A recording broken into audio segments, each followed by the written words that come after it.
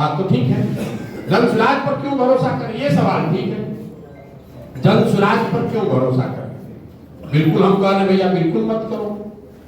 जन सुराज पर क्यों भरोसा करो? कोई आदमी यहाँ खड़ा होगा और आप सवाल देखिए, आप सवाल क्या पूछ रहे हैं, भैया आप पर भरोसा क्यों करें, आप ठगिएगा तो नहीं। अगर हमको आपको ठगना होगा तो यहाँ खड़े होकर कहेंगे कि हम आपको ठगेंगे? अरे भाई हम तो कहेंगे ही कि हम आप बिल्कुल हम पर भरोसा कीजिए। आप कह रहे हैं कि हम आप पर भरोसा क्यों करें? भाई यहाँ पर बहुत डॉक्टर लोग बैठे हैं। मान लीजिए कि आपको कोई रोग हो गया, आपने पूर्णिया के सारे डॉक्टरों से इलाज कराया, डॉक्टर ने बताया भाई ये तुम्हारा जो रोग है ना इलाज है, इसकी कोई दवा नहीं है, खान पान में संयम रखिए, योगा कीजिए, व्यायाम कीजिए, रोग ठीक नहीं हो सकता। जितनी दवा मार्केट में है सब ट्राई करके देखिए, अब ये सुधरेगा नहीं। अपना किसी तरह अपना जीवन यापन चलाइए, जिसको अंग्रेजी में पैलिएटिव केयर कहते हैं, डॉक्टर लोग बताइए। अचानक से एक दिन आपको डॉक्टर साहब फोन करें और कहें भाई एक नई दवा आई है जिसका अभी पूरा प्रमाण तो नहीं है, लेकिन ये संभावना है 30-40% शायद आपका रोग ठीक भी हो सकता है। क्या चाहते हो, इसको ट्राई करें कि ना करें?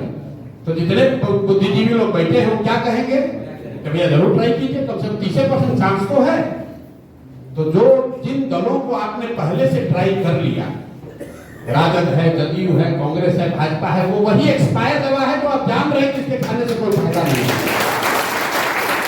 एक नई दवा आई है जन सुराज, जिसमें शायद 20% संभावना है कि कुछ ठीक हो जाए, चाहे 80% संभावना है प्रशांत किशोर भी ठग के निकल जाएंगे, लेकिन 20% तो संभावना है। आप तय कर लीजिए कि आपको एक्सपायर दवा खाना है ताकि जो नई दवा आई है वो खाना है।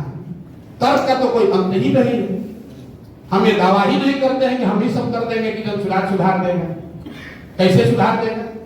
किसी ने भी दक्षिण के राज्यों की चर्चा की। मेरे भाई बिहार कब सुधरेगा आप समझिए।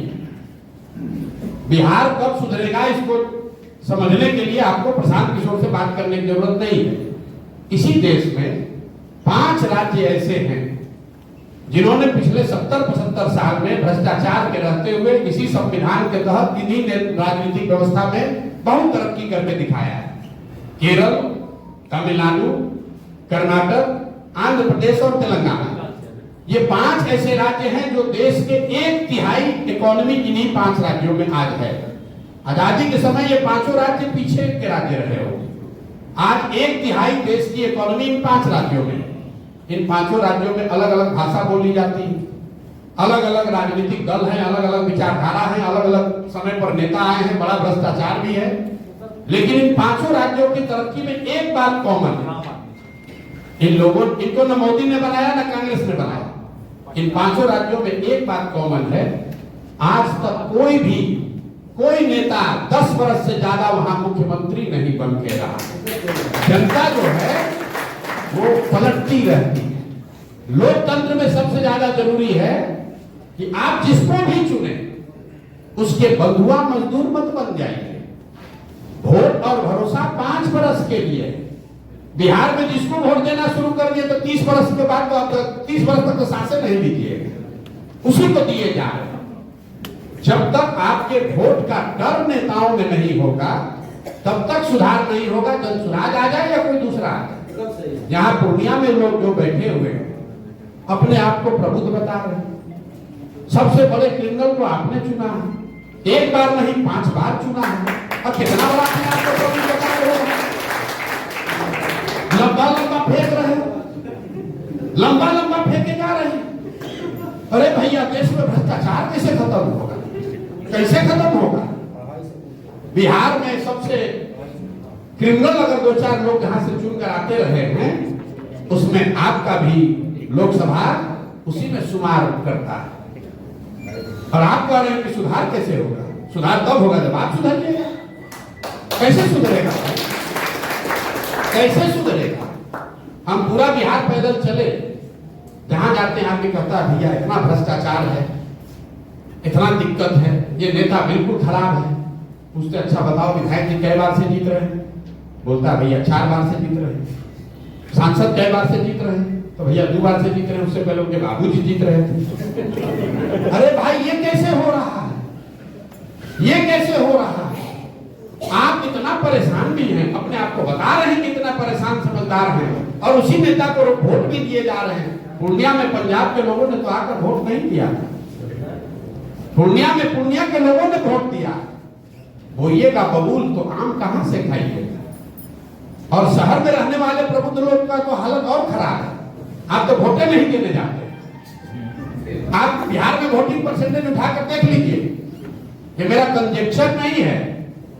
बिहार में राष्ट्रीय स्तर से करीब करीब 10 परसेंटेज पॉइंट कम वोट होता है। शहरों में 40-45% से ज्यादा नहीं होता। और शहरों के अगर गरीब इलाकों को हटा दीजिए तो जो मध्यम वर्गीय प्रबुद्ध लोग हैं कि 25-30% भी वोट आप करने नहीं जाते। काहे के लिए झूठ मूठ का बड़ा बड़ा बात बोल रहे हैं। किसी ने कहा, सर माफी चाहेंगे, आपको रोकेंगे सर।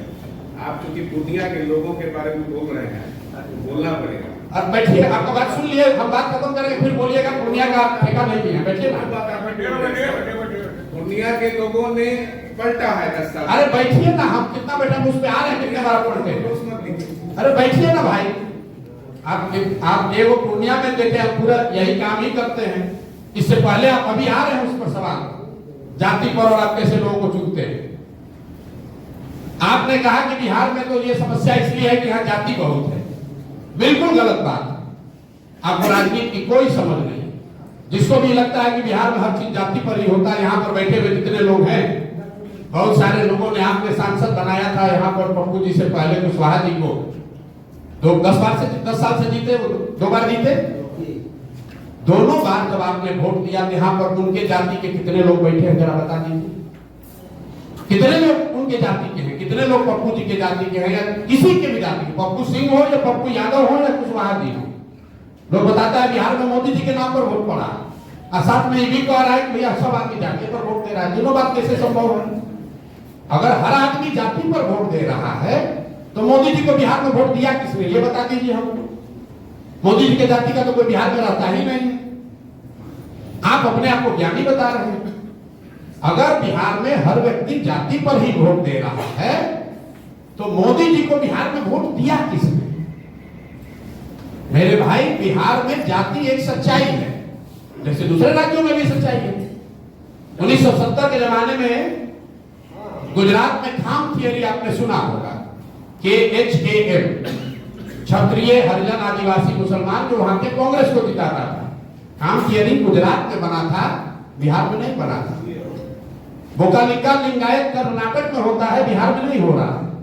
कम्मा और रेड्डी आंध्रा में चुनाव लड़ाते जिताते हैं, उस बिहार नहीं है। हर राज्य में जाति है। जाति समाज की एक सच्चाई है।